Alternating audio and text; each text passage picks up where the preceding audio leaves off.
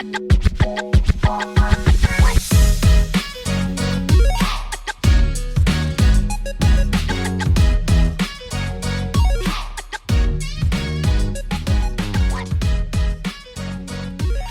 there, it's Emma and welcome to Sax Bites, the 5-minute saxophone lesson podcast. Thanks for sticking with me. This is the first new episode of 2023 after the summer break, and I am so excited to be making new content for you. I'm going to be picking up right where I left off with today's episode, Tuning Tips Part 2. Today I want to talk about tuning while we're playing. While we're on the go, we're in orchestra, we're playing a solo piece with piano, how we make sure our intonation is sounding great all the way through. It's one thing to do your tuning practice at home by yourself or use the tuning CD. It's another to just check your intonation before you start playing.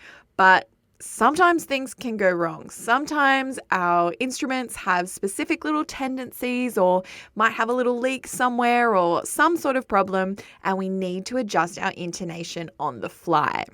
This is one of the toughest things I have a bit of trouble teaching students, because I find that they can get into the mindset of, well, if I've checked my note, I've checked my concert A or my concert B flat before I start, shouldn't I be fine all the way through?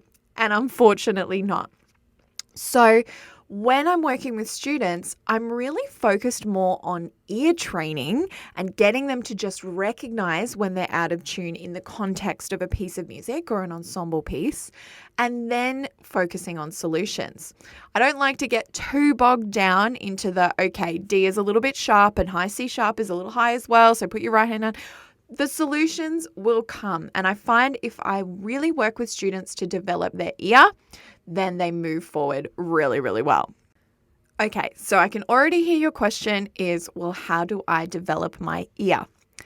I like to do this by playing with students or having students in group lessons playing with each other and having someone purposefully play out of tune, whether that's from adjusting their mouthpiece or maybe just having a really bad embouchure, really bad tongue position, and getting students to identify when they hear a note is out of tune.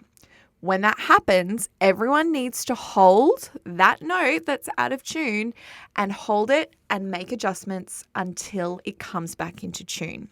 So this is a great group lesson activity, but if you have private lessons, you might need to either work with a friend on this or ask your teacher to do this with you. By taking time listening to a sustained chord or a sustained two notes played together when you're playing with a friend and experimenting with how you can bring that note into tune and hear a nice clean sound, no warbles, no bad intonation warbles, you will then start to build your understanding of intonation. As you do the exercises, you will notice some things that come up very often. There are some notes on the saxophone that tend to be out of tune, and then there's just some things that happen on your individual instrument. So I'm not sure if I talked about this on the last episode, but my saxophone, my alto, the C, the second finger, middle of the stave, is just always flat. I've had it checked, I've had repairers look at it, I've looked at it. That note is just always flat on my instrument. So I know if I'm playing in some sort of context where I need that note to be in tune, then I am going to have to make an adjustment. I'm going to need to use my air or some sort of vent key. Quite often I'll use the middle slide key in the right hand to bring that note in tune. Did I just figure that out willy-nilly? No, I took time to learn my instrument and train my ears. Another great tip for improving your ears and improving your tuning as you're playing is to work with a platform like Smart Music and to play with an ensemble or a backing, say piano backing, with a really slow tempo. By going really slowly, you're giving yourself time to listen to each note that you play against the chord, against the harmony that is being played, and to understand which notes are in and out of tune.